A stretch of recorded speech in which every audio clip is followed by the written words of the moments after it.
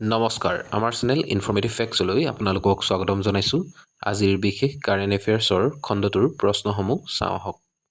আজিৰ প্ৰথমটো প্ৰশ্ন হৈছে, what is the total length of the newly inaugurated emergency landing facility at Moran in Dibrugarh district?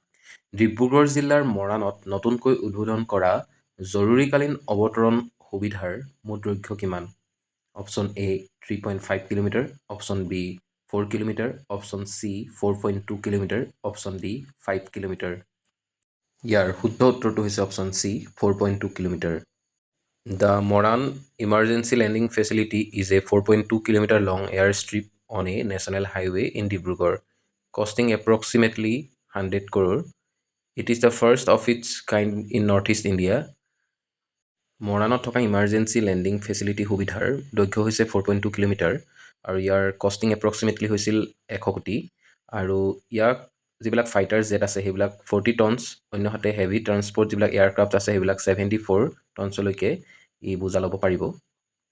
পাছৰ প্ৰশ্নটো আহিছোঁ, India's first under water twin tunnel rail cum road project is being constructed over which river in Assam? অসমৰ কোনখন নদীৰ ওপৰত ভাৰতৰ প্ৰথমটো পানীৰ তলৰ যমজ সুৰংগ rail cum road twin tunnel rail cum road প্ৰকল্প নিৰ্মাণ কৰা হৈছে? Option A Barak river, option B Brahmaputra river, option C Manas river, option D Kopili river. ইয়াৰ শুদ্ধ উত্তৰটো হৈছে অপশ্যন বি ব্ৰহ্মপুত্ৰ ৰিভাৰ। এই প্ৰজেক্টটোৱে গহপুৰ আৰু নুমলীগড়ক সংযোগ কৰিব ব্ৰহ্মপুত্ৰ নদীৰ তলেদি আৰু ইয়াৰ মুঠ দৈৰ্ঘ্য হৈছে 34 কিলোমিটাৰ আৰু এই প্ৰজেক্টটোৰ মুঠ ব্যয় হ'ব 18,662 crore।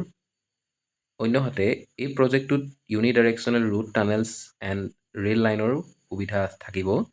বৰ্তমান ই 240 কিলোমিটাৰ ডিষ্টেঞ্চটো 34 কিলোমিটাৰে ৰিডিউচ কৰিব। বৰ্তমানৰ যি 6 ঘণ্টা সময় লাগে সেই 6 ঘণ্টা সময় হ্ৰাস কৰি 20 মিনিটলৈ ই লৈ যাব।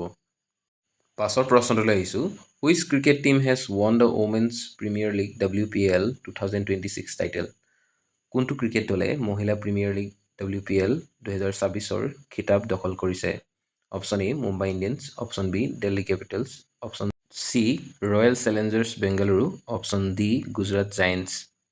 ইয়াৰ শুদ্ধ উত্তৰটো হৈছে option C Royal Challengers Bengaluru.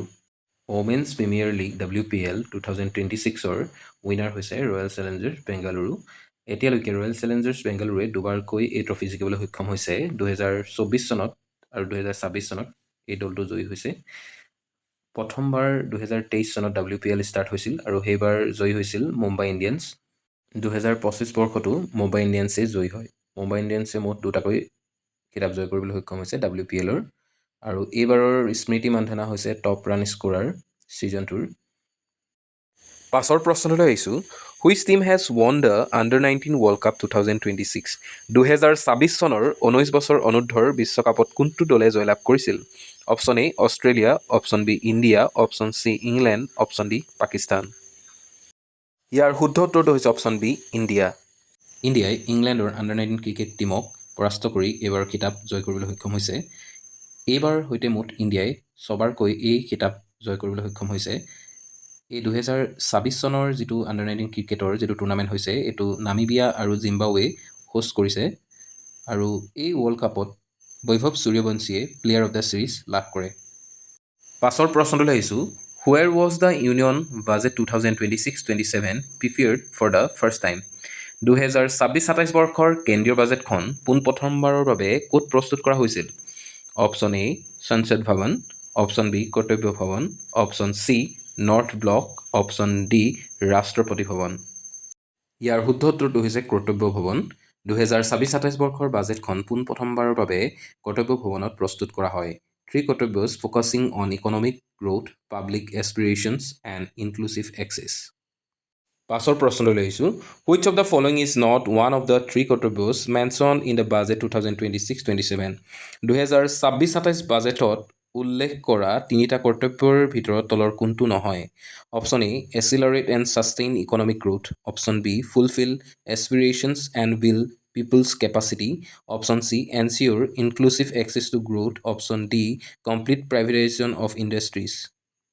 ইয়াৰ শুদ্ধ উত্তৰটো হৈছে option D complete privatisation of industries.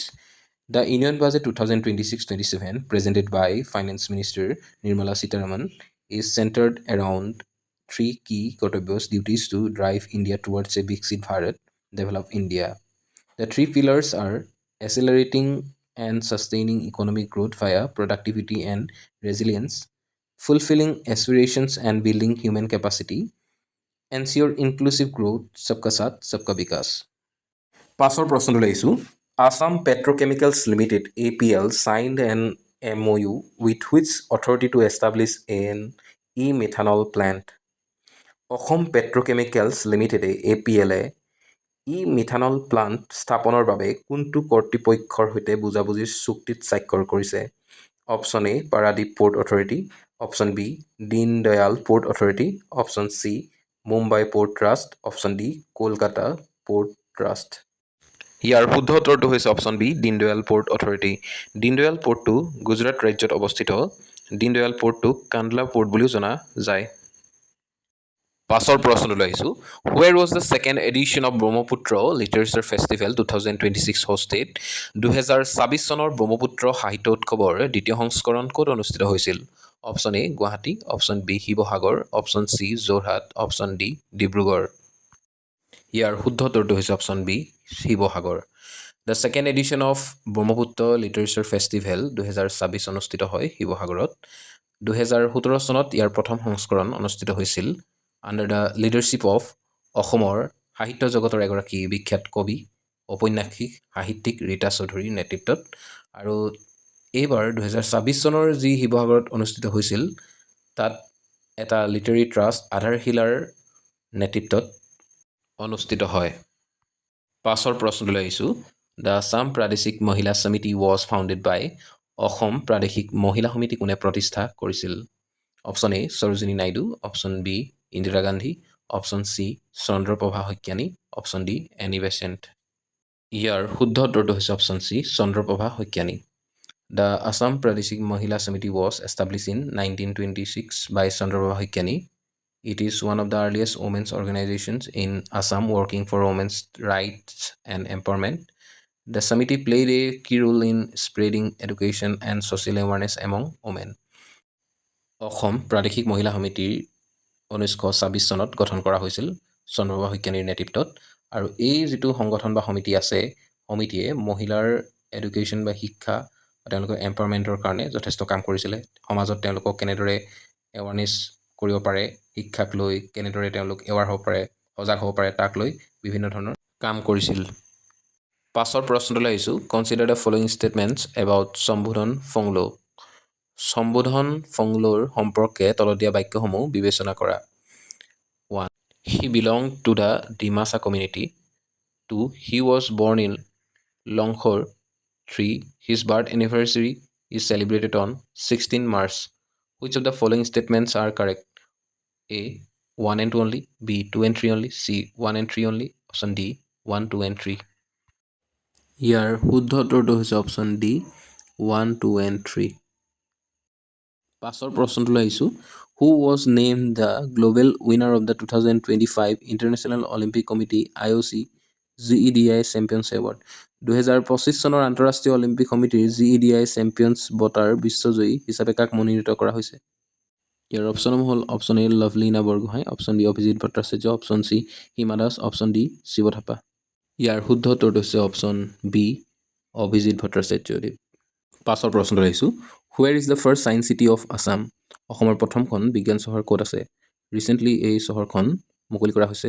Option A Jorhat, option B Dibrugarh, option C Sonapur, option D Tezpur. ইয়াৰ শুদ্ধ উত্তৰটো হৈছে অপশ্যন চি সোণাপুৰ। পাছৰ প্ৰশ্নলৈ আহিছোঁ which mobile application was launch in Assam to connect skill youth with citizens for doorstep services. অসমৰ দক্ষ যুৱক যুৱতীসকলক নাগৰিকৰ সৈতে ঘৰুৱা সেৱাৰ বাবে সংযোগ কৰিবলৈ কোনটো মোবাইল এপ মুকলি কৰা হৈছে? অপশ্যনসমূহ হৈছে option A Assam Skill app, option B Kushal Connect app, option C Seva Assam, option D Rozgar app. শুদ্ধ উত্তৰটো হৈছে কুশল কানেক্ট এপ। পাছৰ প্ৰশ্নটো লৈছোঁ which country hosted the 2026 Winter Olympics? কোনখন দেশে 2026 চনৰ শীতকালীন অলিম্পিকৰ আয়োজন কৰিছিল? অপশ্যনসমূহ তলত দিয়া ধৰণে। ইয়াৰ শুদ্ধ উত্তৰটো হৈছে অপশ্যন ডি ইটালী। আজিৰ শেষৰটো প্ৰশ্ন আপোনালোকৰ বাবে। ইয়াৰ শুদ্ধ উত্তৰটো আপোনালোকে কমেণ্টত জনাবলৈ নাপাহৰিব। ধন্যবাদ।